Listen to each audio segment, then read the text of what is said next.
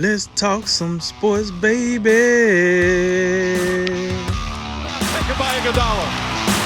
Iguodala to Curry. Back to Iguodala. Up for the layup. Oh, blocked by Jones.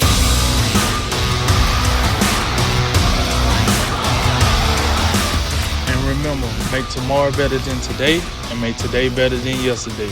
And you know what we gonna do. We gonna holler at you until next time, baby.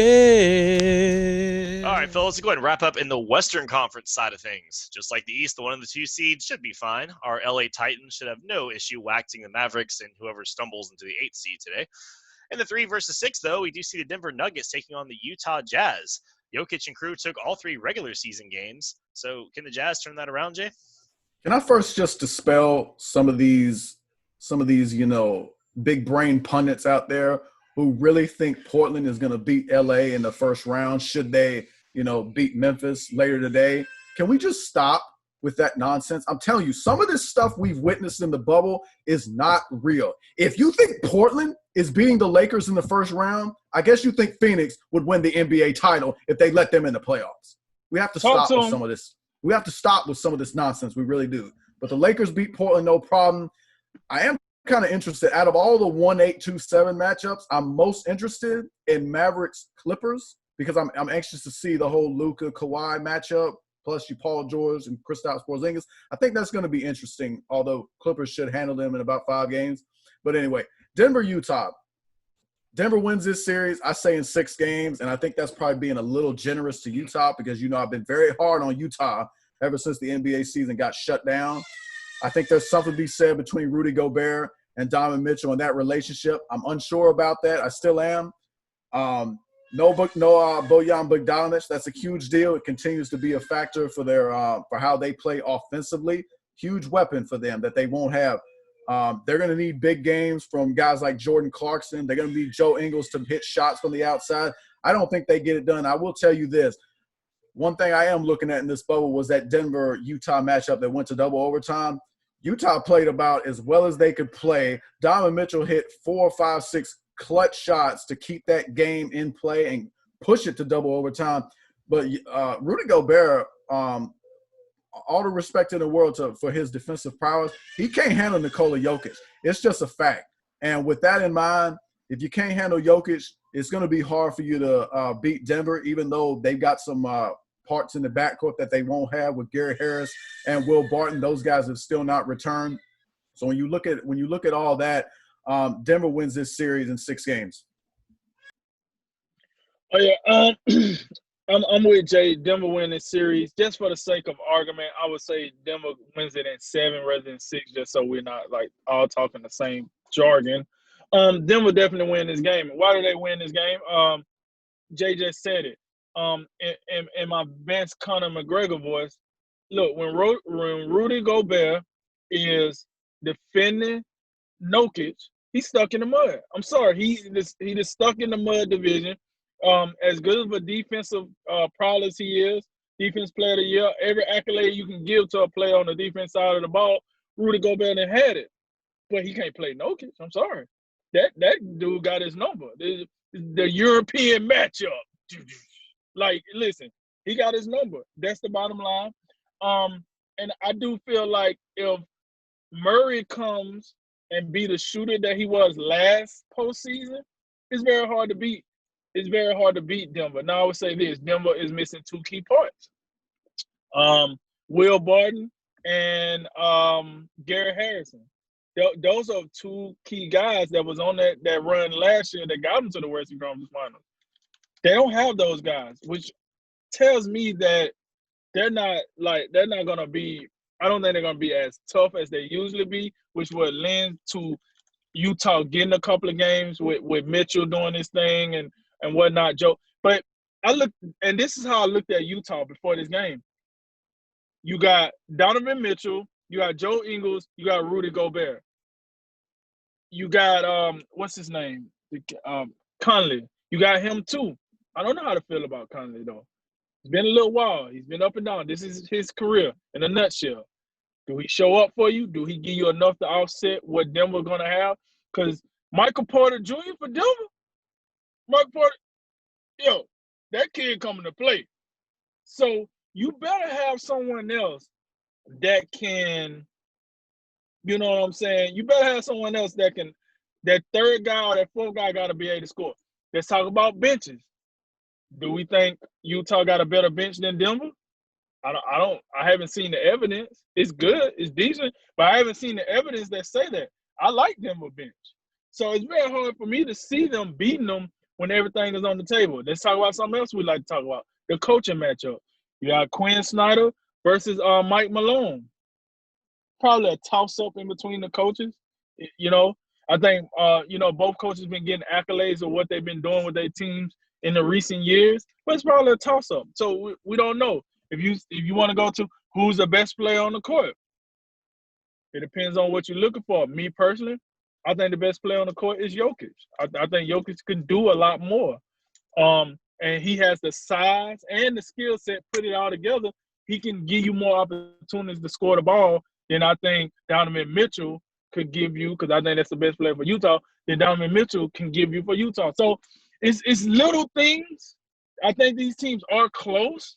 I just think Denver has one more piece that Utah don't have at this point, and that's what's going to get them to win in Game 7. So, yeah, I'm gonna take Denver in 7. Yeah, for this one, I just look at two player versus player matchups between the teams. And of course, the first one is Jokic versus Gobert. And to further drive home the point that Gobert cannot seem to handle Jokic. This season, their 3 games they played, Jokic has averaged 29.3 points, 12 rebounds, and 9 assists in Denver's sweep of Utah this season in the regular season. So I really hope they have some kind of plan to slow that down, because if that's what he's doing, then forget about it. I mean, just forget about it. You're not winning a game. Thanks for playing.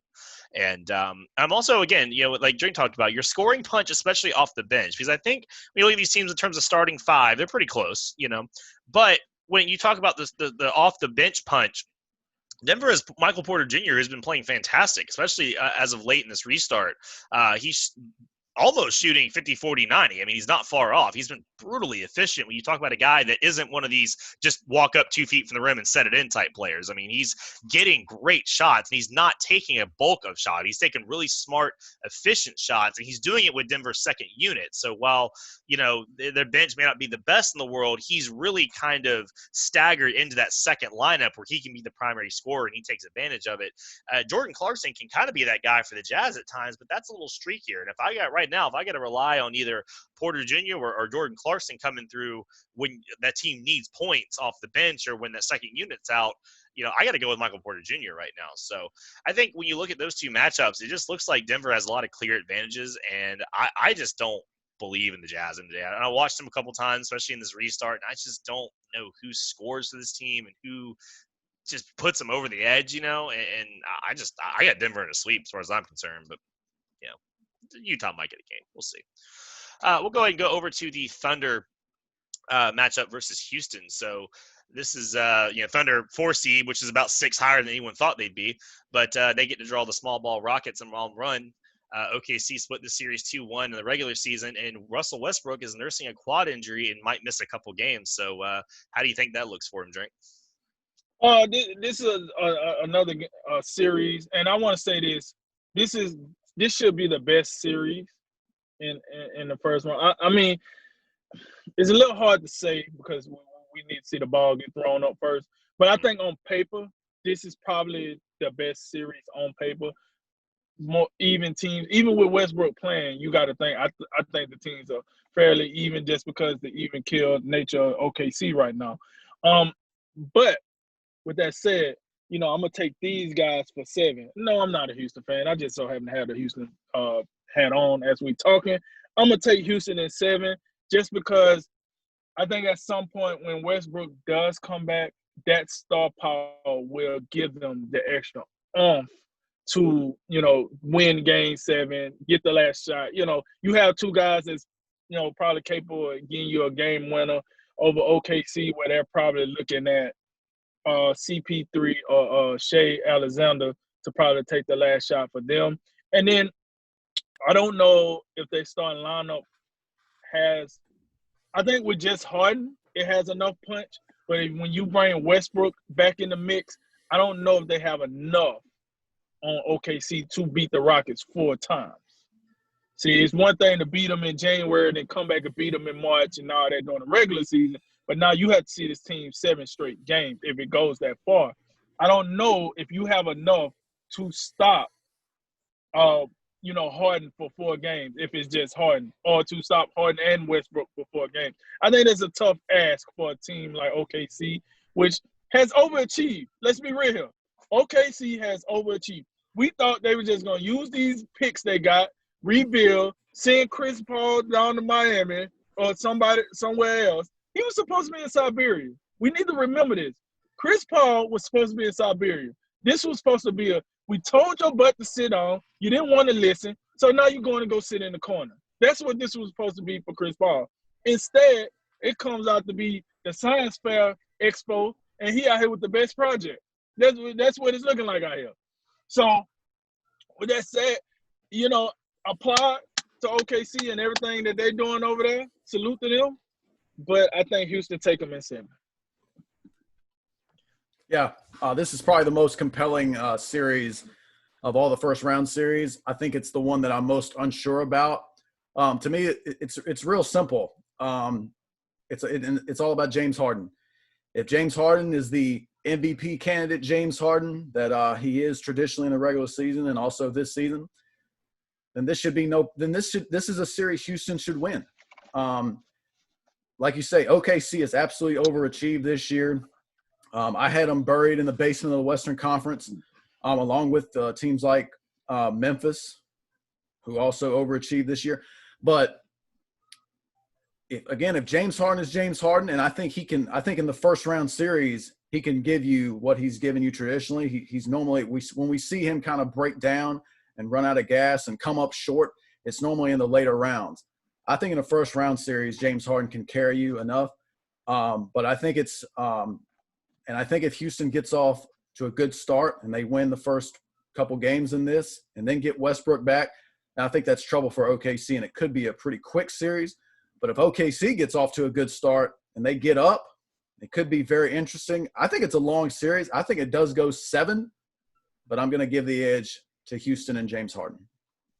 Yeah, I would probably agree with that. This is tough because, again, it feels like these are almost like diametrically opposed teams, right? Like team ball and defense with OKC versus these all-star, no defense with Houston. I'm exaggerating, but you know what I mean. They do feel night and day when you look at how they kind of approach the game.